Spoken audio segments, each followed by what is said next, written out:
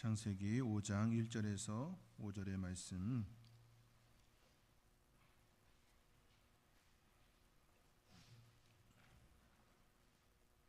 우리 찾으셨으면 창세기 5장 1절에서 5절의 말씀 한 절씩 교독하고 5절의 말씀은 함께 읽도록 하겠습니다. 창세기 5장 1절에서 5절입니다.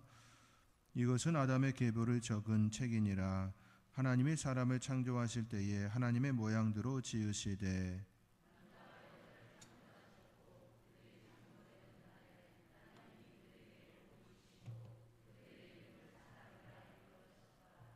아담이 130세에 자기의 모양고 자기의 형상과 같은 아들을 낳아 이름을 셋이라 하였고,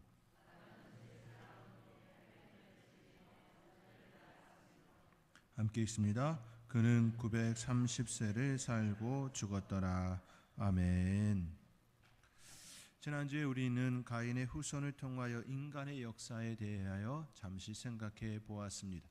아주 짧은 글이지만 인간의 역사에 대하여 잘 함축적으로 내포하고 있다라는 말씀을 제가 또 말씀을 통하여 전하였습니다. 인간의 역사에는 기술의 발전과 사회의 발달이 있습니다. 지식과 기술이 시간이 지난다고 하여 사라지는 것이 아니라 그 시간이 지나면 지날수록 점점 축적이 되어지지요. 지식도 축적이 되어지고 기술도 축적이 되어져서 우리의 삶의 자리에 편리함과 윤택함이 더 많이 일어나는 것이 사실입니다. 비행기가 없던 시절에 대륙을 넘어간다라고 하는 것은 결코 쉬운 일이 아니었습니다. 배를 타고 건너가다가 돌풍을 만나서 사람의 목숨이 잃어지는 경우도 허다하였지요. 그러나 지금은 너무나도 쉬운 그러한 모습들이 많이 일어나고 있습니다. 또 배들도 무지하게 잘 발달되어져서 우리는 유람선을 타고 크루즈를 타고 여러 나라를 여행하는 그런 모습도 일어났습니다. 이것이 인간의 역사, 기술의 발달과 사회의 그런 발전의 여러 모습들 가운데 나타난 형태라 말할 수 있습니다. 그런데 우리가 한 가지 깊이 생각해야 할 것은 기술의 발전, 사회의 발달, 그러한 이룬다고 하여서 죄의 문제로부터 자유롭지가 않다라는 사실입니다. 우리의 삶의 자리에 늘 죄의 문제, 죄의 굴레가 있습니다. 가인의 후손은 인간의 역사 속에 들어온 죄의 모습도 그 족보 속에 잘 또 설명해 주었지요. 죄는 우리의 삶의 자리에 한 부분이 되었습니다. 욕망과 탐욕, 이시기심과 시기와 질투, 미움과 살인, 이 모든 것들이 우리 인간의 삶의 자리에 들어와 따리를 들었습니다. 누구라 할 것 없이 모두가 죄의 굴레 속에 살아갑니다. 경중의 차이만 있을 뿐이지요. 하나님의 은혜를 입고서 하나님의 은혜를 따라 성령의 인도하심 속에 그 죄의 가운데 거하지 않으려고 그렇게 살아가는 우리의 모습이 있을 뿐입니다. 그러한 인간의 역사 속에 또 다른 길을 열어주심이 오늘 본문 속에 연결되어 나타납니다. 4장에서는 가인의 자손에 대한 내용이 다루어지고, 이제 5장에서는 아담의 계보, 오늘 1절에 있는 것처럼 이것은 아담의 계보를 적은 책이니라 라고 하면서 5절 이하에 이제 아담으로부터 시작되어진 셋의 후손에 대한 내용을 족보를 담아져 있음을 오늘 볼 수가 있습니다. 성경책이 굉장히 얇아서 잘 안 펴지네요.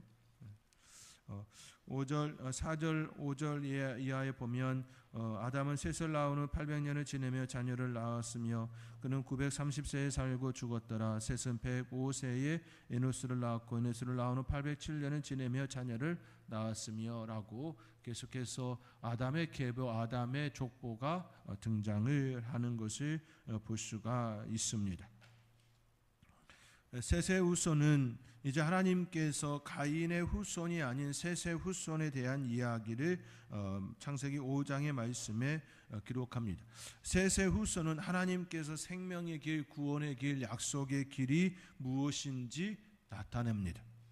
아담은 하나님의 모양대로 지음을 받았습니다. 그리고 그들에게 복을 주셨습니다. 하나님은 아담에게 이와 같은 은혜를 주셨지요. 오늘 본문 1절과 2절, 5장 1절과 2절 우리 함께 읽겠습니다. 이것은 아담의 계보를 적은 책이니라. 하나님이 사람을 창조하실 때에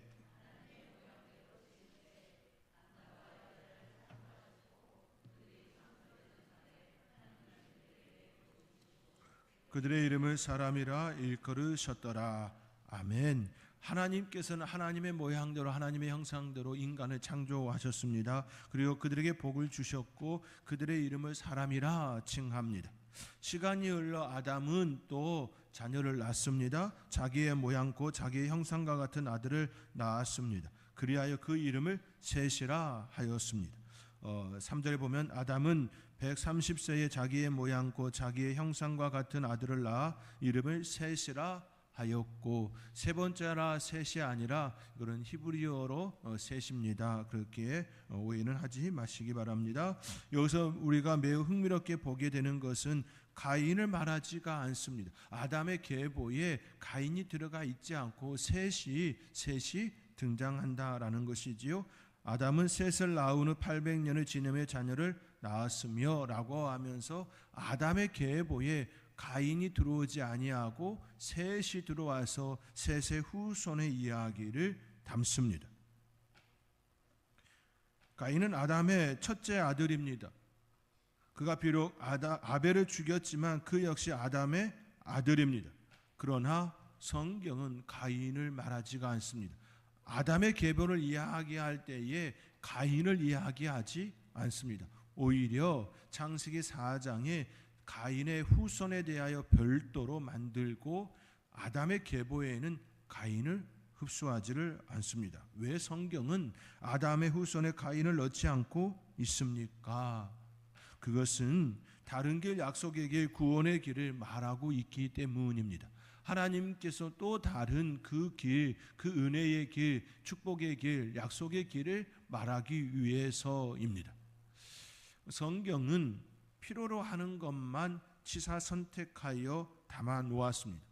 하나님께서 인간에게 일어난 모든 것들을 담았다면 이 66권으로는 부족함이 되겠지요. 아담이 가인과 아벨과 셋만 난 건 아닙니다.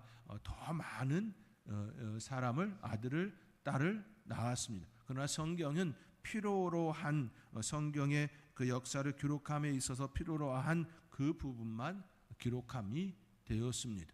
만약에 아담과 다른 사람을 더 아담과 하와 사이에 없었다면 어떻게 가인이 결혼을 할 수 있으며 셋이 어떻게 결혼을 할 수가 있겠습니까? 더 많은 자녀를 낳았습니다. 그러나 그것에 대하여 기록하지 않았을 뿐이지요. 성경은 오늘 가인의 후손에 대하여서 아담의 계보 속에 넣지 아니하고 셋의 후손으로 기록하고 있음을 볼 수가 있습니다. 이미 제 가운데 있는 가인으로는 그 길을 열지 않으시기로 작정하신 그 하나님의 계획을 엿볼 수가 있습니다. 새로운 길을 여시기 위하여 다른 아들을 준비하시고 그 아들의 이름을 셋이라 정하십니다. 그 셋은 아담의 모양, 아담의 형상이었다라고 오늘 본문은 설명합니다. 창세기 1장에서는 하나님이 자기의 형상을 따라 사람을 지으셨다 하셨습니다. 오늘 또 5장 1절과 2절에서도 하나님께서 사람을 창조하실 때에 하나님의 모양대로 지으셨다 말씀하셨습니다. 그러나 아담이 셋을 낳았을 때에는 하나님의 형상이라는 말을 놓지 아니하고 3절에 있는 것처럼 자기의 모양 곧 자기의 형상과 같은 아들을 낳아 이름을 셋이라 하였다라고 기록합니다. 왜 이처럼 표현하고 있을까요? 왜 자기의 형상, 자기의 모양이라는 말을 쓰고 있습니까? 그것은 제가 들어온 후 인간의 후손을 말하기 위해서입니다. 그렇다고 하나님의 형상, 하나님의 모양이 우리에게서 사라진 것입니까? 아니요, 사라지지 않았습니다. 우리 인간은 하나님의 형상, 하나님의 모양대로 지음 받았습니다. 아담의 후손이기에 우리는 하나님의 형상과 하나님의 모양을 가졌습니다. 그러나 성경은 제가 들어온 이후 인간의 정체성에 대하여 바르게 말해주기 위하여서 자기의 모양, 자기의 형상과 같은 아들을 낳았다라고 설명합니다. 다시 처음 지음 받은 온영에서 벗어난 우리의 존재가 되었음을 의미하지요. 그런 존재가 되었음을 의미합니다. 그렇기에 예수 그리스도를 통하여 새로운 존재 되어졌을 때의 새로운 피조물이라 라고 표현하는 이유도 여기에 있습니다. 우리가 예수 그리스도의 보혈에 의지하여 하나님의 자녀가 되어진 그것에 대하여 새로운 피조물이라고 표현하지요. 새로운 정체성을 가진 하나님의 자녀의 그 정체성을 가진 존재를 의미합니다. 죄인에서 의롭다 칭함을 받은 의인이라고 하는 그 정체성을 가진 존재로서의 새로운 피조물을 가리키고 있습니다. 그렇기에 창세기에서도 오늘 아담의 계보를 이야기함에 있어서도 1절과 2절에 아담을 창조할 때는 하나님의 모양대로라는 말을 썼지만 아담이 셋을 낳았을 때는 하나님의 형상이라는 말을 쓰지 아니하고 자기의 모양, 자기의 형상이라고 쓰고 있습니다. 우리의 존재에 대하여 이야기하기 위해서입니다. 우리의 존재가 어떤 존재가 되었습니까? 아담이 하와가 죄를 지은 그 온죄를 받은 자, 죄의 씨가 들어온 자 되었음을 가리킵니다. 성경은 죄가 들어온 이후 인간의 정체성에 대하여 말하기 위하여서 자기의 모양, 자기의 형상을 그렇게 표현하고 있습니다. 이를 신학적으로 표현할 때에 죄인, 즉 온죄를 물어받은 인간 이렇게 말할 수 있습니다. 그럼에도 불구하고 하나님께서는 그 인간의 역사에 하나님의 구원을 담습니다. 창세기 5장은 이를 잘 드러내고 있습니다. 창세기 4장에서는 가인의 후손을 통하여 인간의 역사와 죄에 대한 이야기를 하고 있다면 창세기 5장에서는 다른 길, 하나님께서 셋의 후손을 통하여 열어주시는 구원의 길, 축복의 길, 은혜의 길을 말씀합니다. 죄로 인하여 희망이 없는 이들에게 어떻게 희망이 일어나는지, 그 희망이 어떻게 발생하는지에 대하여 설명합니다. 셋의 후손들 가운데 첫 번째 우리가 주의 깊게 보아야 할 인물이 바로 에녹이지요. 5장 21절에서 24절 우리 오늘 읽지는 않았지만 우리가 가지고 있는 성경을 통하여 함께 읽겠습니다. 스크린 띄워주시지 않으셔도 돼요. 5장 21절에서 24절 우리 함께 읽겠습니다. 에녹은 65세에 무드셀라를 낳았고 무드셀라를 낳은 후 300년을 하나님과 동행하며 자녀들을 낳았으며 그는 365세를 살았더라. 에녹이 하나님과 동행하였더니 하나님이 그를 데려가심으로 세상에 있지 아니하였더라. 아멘. 하나님께서는 셋의 후손을 통하여 구원의 길, 은혜의 길, 약속의 길을 말씀하시는데 그의 후손들 가운데 에녹을 이야기합니다. 에녹은 누구입니까? 하나님과 동행한 인물로 설명합니다. 셋의 후손들 가운데 하나님과 동행하였다라는 이 표현은 에녹이 처음 등장합니다. 에녹은 하나님과 동행하였고 그는 죽음을 맞이하지 않고 하나님께서 데려가심이 되었습니다. 죽음에서 벗어나는 길이 무엇이냐? 성경은 이처럼 우리에게 설명합니다. 죽음에서 벗어날 수 있는 길이 무엇이냐? 그것은 하나님과 동행하는 삶이다라고 이처럼 우리에게 우회적으로 설명을 하고 있는 말씀입니다.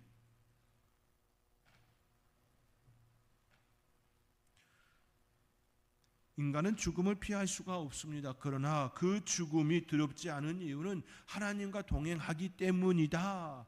그렇게 우리에게 다가오게 합니다. 에녹은 하나님과 동행함으로 죽음을 맞이하지 않고 하나님께서 데려가심이 되었습니다.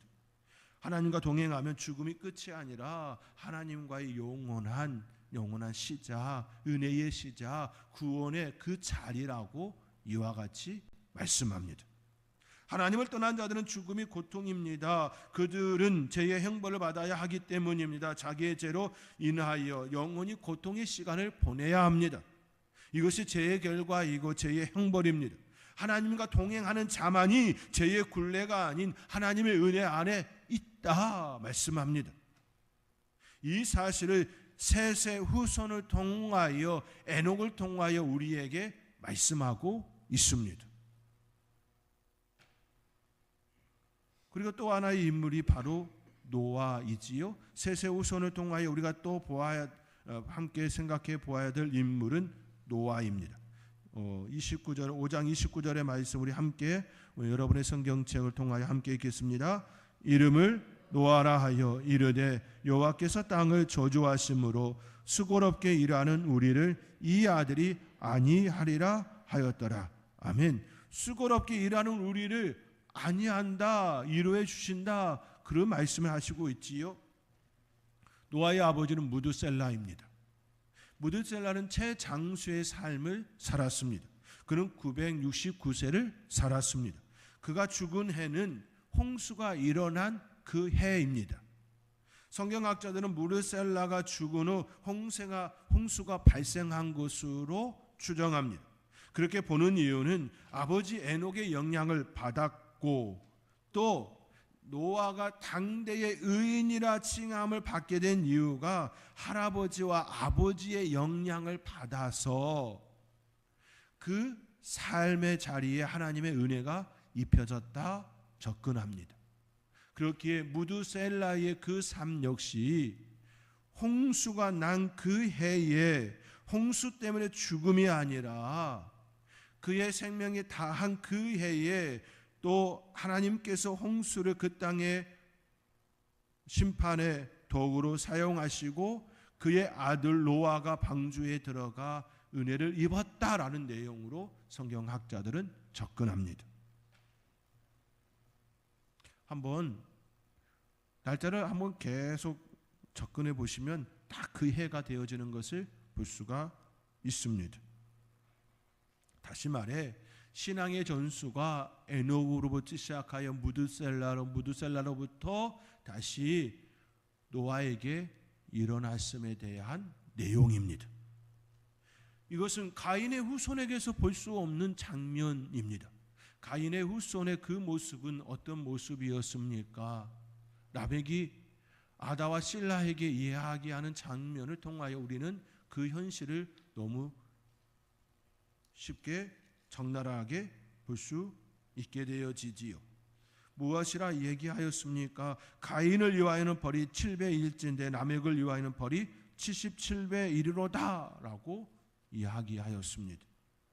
그가 아내들에게 이와 같이 이야기함이 되었습니다. 아다와 실라여 내 목소리를 들으라. 라멕의 아내들이여 내 말을 들으라. 나의 상처로 말미암아 내가 사람을 죽였고 나의 상함으로 말미암아 소년을 죽였도다. 가인의 후손 속에 드러난 그 모습은 죽였고 죽였다입니다. 상처로 상함으로 인하여 죽였다입니다. 가인이 살인자였고 그의 후손도 살인자였다라고 이렇게 우리에게 접근합니다. 그런데 셋의 후손에게서는 전혀 다른 이야기를 끄집어 놓고 있습니다. 그것이 무엇입니까? 하나님과 동행하였더라. 하나님께 은혜를 입었더라입니다.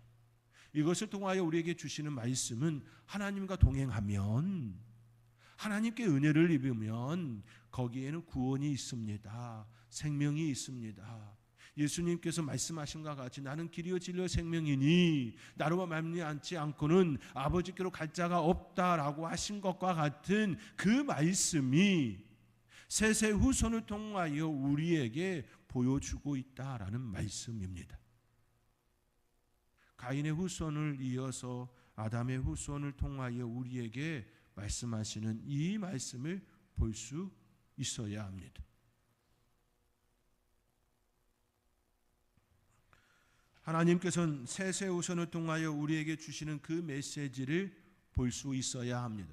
하나님과 동행하는 자에게 은혜가 있습니다. 하나님께 은혜를 입은 자에게 구원이 있습니다. 저와 여러분의 삶의 자리에 바로 이러한 축복이 있어야 합니다. 하나님과 동행하고 계십니까? 성령님께서 여러분의 삶을 이끌어 가시는 것을 느끼고 계십니까? 삶의 자리에 하나님의 인도하심을 느끼며 감사합니다, 고맙습니다, 은혜입니다, 그렇게 느끼고 그렇게 하나님을 찬양하며 하나님의 이름을 높여드리고 있으십니까? 사순절 기간 동안 우리가 진정 품어야 할 것이 무엇입니까? 하나님과의 동행입니다. 예수님께서 이 땅에 오셔서 그의 삶을 통하여 하나님을 우리에게 알려주심과 같이 우리가 사순절 기간을 통하여 철저하게 또 우리의 마음에 두어야 할 것은 하나님과의 동행입니다. 하나님의 말씀이 내 안에 들어오고 하나님의 은혜가 내 안에 들어와서 내 삶의 자리가 그렇게 고백이 되어야 합니다. 우리의 삶은 하나님과 동행하는 삶, 하나님의 음성을 듣는 삶, 그럴 때에 그 안에 축복이 듭니다. 그 삶을 살아갈 때에 그 안에 생명이 있고 구원이 있고 은혜가 있습니다. 저와 여러분의 삶에 이러한 은혜가 있기를 주님의 이름으로 축원드립니다.